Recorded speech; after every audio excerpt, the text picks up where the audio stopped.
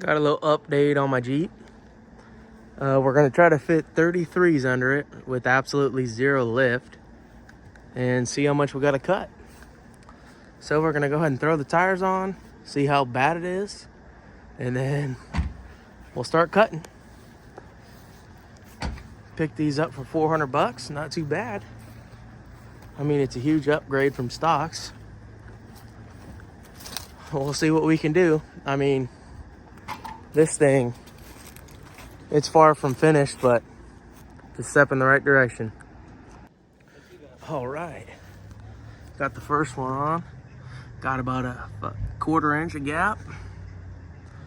We're definitely gonna have to cut the fenders and put a little lift kit on it. There's no way around it. So we'll get them all on and then get back to you with cutting. And yeah, we'll just do a puck lift like we did on Tyler's X-Ray, so I can afford to get a long arm kit. We got it jacked up in the air. We got a couple 33s under it.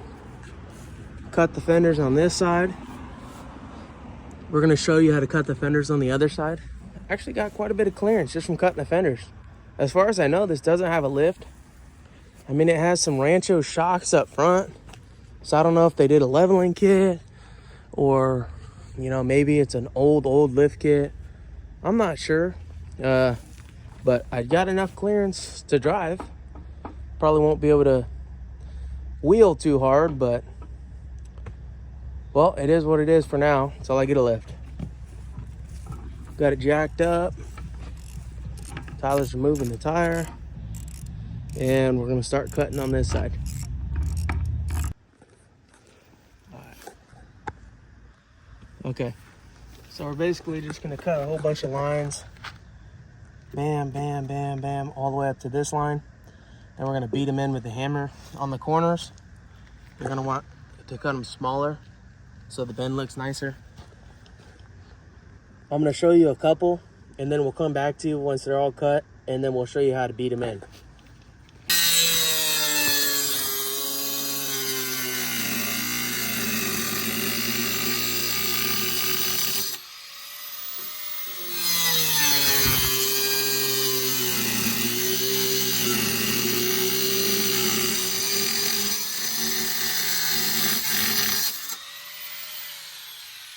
Okay, see, I spaced it out about 2 inches and I went all the way up to this line. I'm gonna do that all the way around on both sides, and then we'll get back to you. All right, now that we got them all cut, you can see I went really a lot tighter on the corners. Show them the other side too. Okay, just cut up to that line like I showed you. Then it's pretty simple. You just beat them in.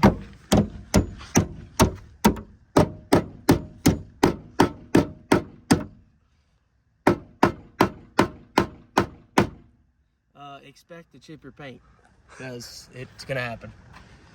All right, we're gonna beat it in, make it look all pretty, and then we'll show you the finished product, and then we'll hop to the front. All right, so this is the final result when you get it all beat in. You can kind of see all beat, a lot more clearance. All right, now we're gonna go to the front. All right, this is the side we started on to show you. You can see we're just folding them all up. I think I'm just gonna put some JB weld. I could weld it, but that would take more time. Just gonna JB weld it, I think, and then just basically tape this line and sand it and rhino line it. This whole thing right here, I think it looks cool like that, so I might end up doing that, might end up doing something else, who knows. But yeah. All right, we're gonna hop to the front. All right, so we jumped to the front. I already cut most of my relief cuts. Like I said, more around the corners. This one's gonna be a lot more difficult to do, because as you can see, I mean, the bumper flaps in the wind, or not the bumper, the fender, because I already cut all this shit this stuff that supports it to the frame, because I didn't need any of that.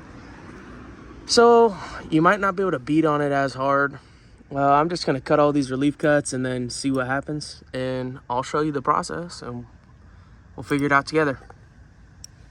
All right, we got them all cut. Now we're just gonna carefully beat them in. Gotta be more careful with the front because it's hella flimsy. I'm gonna start back here. Just gonna kind of maybe support it with my hand. Probably a little easier with two people. Okay.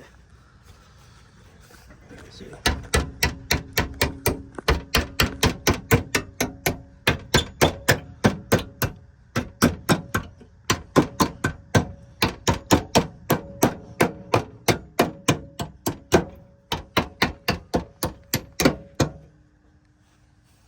Really, it's going pretty smoothly. Probably till I said that.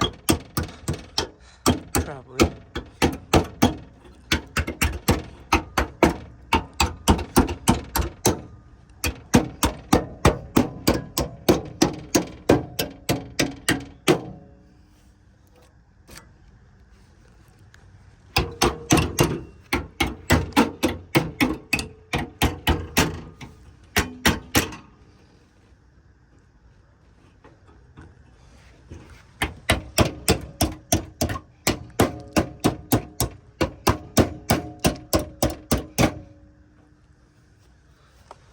Okay, we're just gonna keep beating these around real slow, holding on to it.